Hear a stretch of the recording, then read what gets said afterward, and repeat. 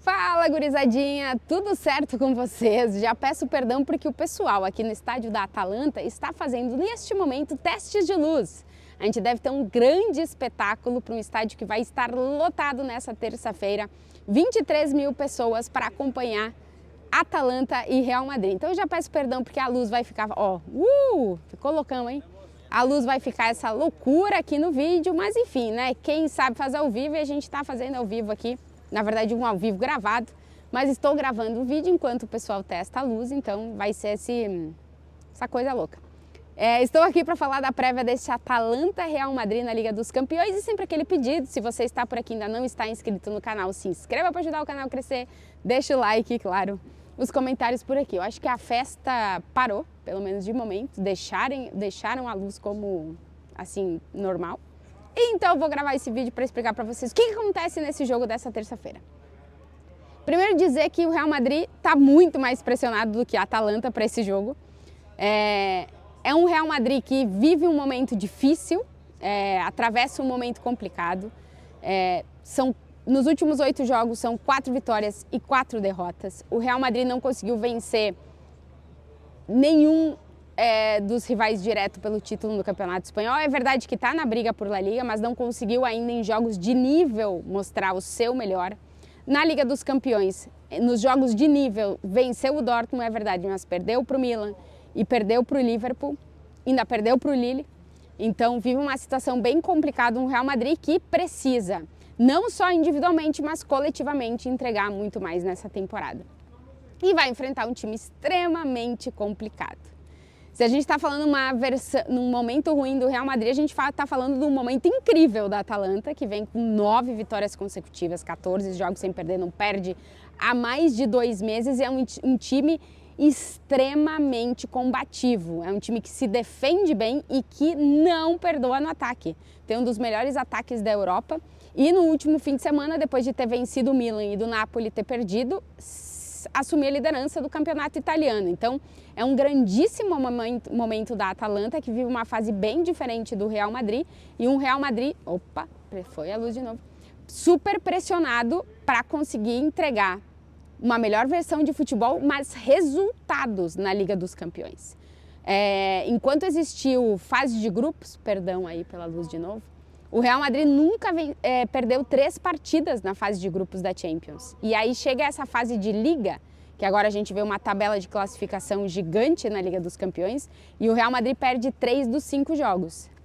Então se complica bastante na questão da pontuação. O Real Madrid entra para esse jogo contra a Atalanta sendo o 24º na tabela de classificação da Champions, e nesse momento estaria se classificando em último para os playoffs da Liga dos Campeões. O Ancelotti foi muito sincero na entrevista coletiva na prévia desse jogo contra a Atalanta e disse, a gente precisa nesses 3 jogos que a gente tem somar a maior quantidade de pontos possível para estar no playoff. O objetivo agora é o playoff, estar entre os 8 primeiros já não é uma realidade para o Real Madrid, que vai ter que disputar o playoff, ou seja, num calendário já apertado vai ter 2 jogos a mais de playoffs da Champions para disputar. Mas a verdade é que aqui na Itália o Real Madrid precisa pontuar. Por quê? Porque se não pontua, vai continuar com 6 pontos que tem e é capaz de terminar o ano fora da zona de classificação para os playoffs da Champions. Então, ganhar seria o ideal e praticamente se garantir no playoff, porque mais ou menos pela soma, com 9 pontos está no playoff.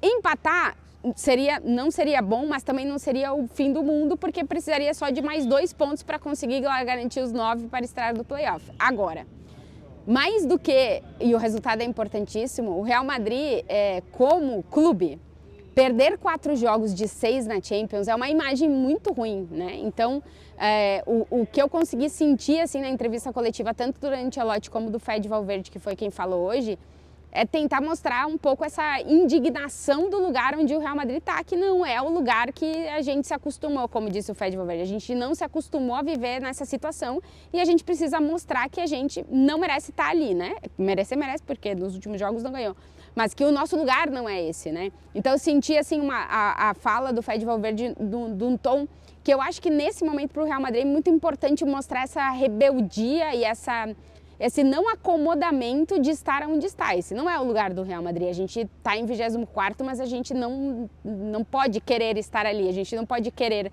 fazer o mínimo, sabe?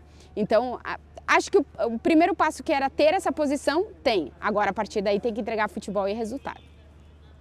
Notícia maravilhosa para o Carlo Ancelotti é o retorno do Vinícius Júnior e o retorno do Rodrigo, que são dois jogadores que eu venho falando aqui, a gente já viu mais de uma vez decidirem jogos grandes e de grande nível na Champions para o Real.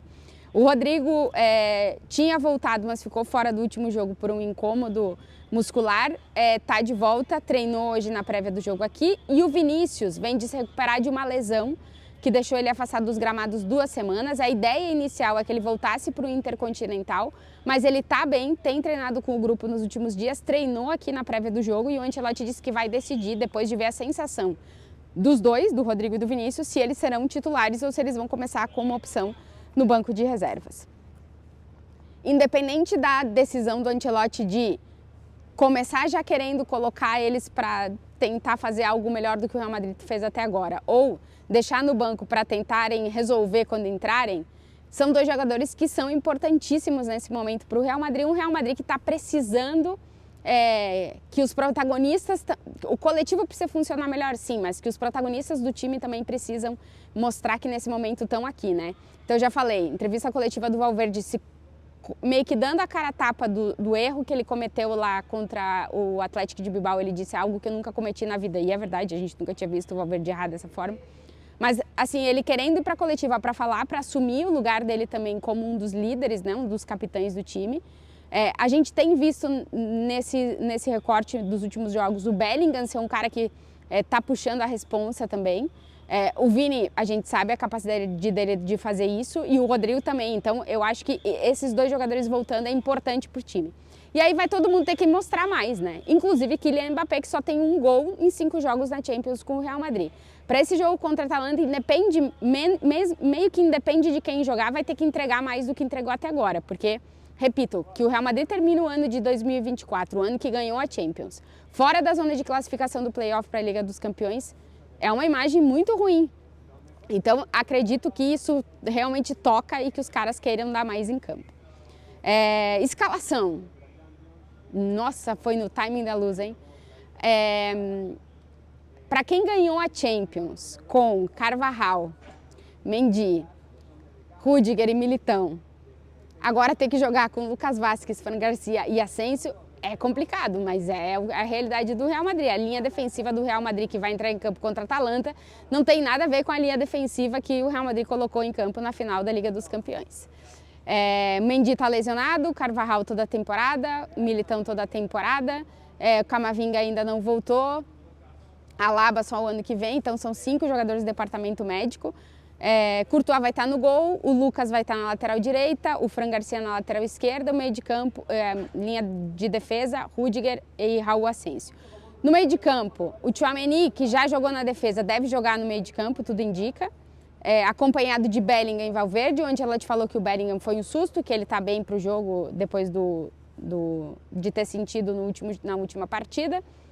E aí fica essa dúvida de se o Ancelotti começa com Vini e Rodrigo, se ele começa com um dos dois e coloca um meio-campista, o que ele vai optar por fazer no início do jogo, né? Porque eu acho que tanto o Vinícius quanto o Rodrigo vão jogar, eu só não sei se de início. E Mbappé é o único do ataque que está confirmado para começar a partida. Repito, é uma situação complicada para o Real Madrid, que nessa Liga dos Campeões perdeu 3 jogos, 2 dele fora de casa. O Real Madrid ainda não marcou jogando fora de casa, 1-0 para o Lille, 2-0 para o Liverpool. E vai enfrentar um time que vem numa situação muito boa, porém a Atalanta nessa Liga dos Campeões, as 3 vitórias foram fora de casa, em casa foram 2 empates em 0-0, então a Atalanta ainda não balançou as redes jogando em casa na Liga dos Campeões.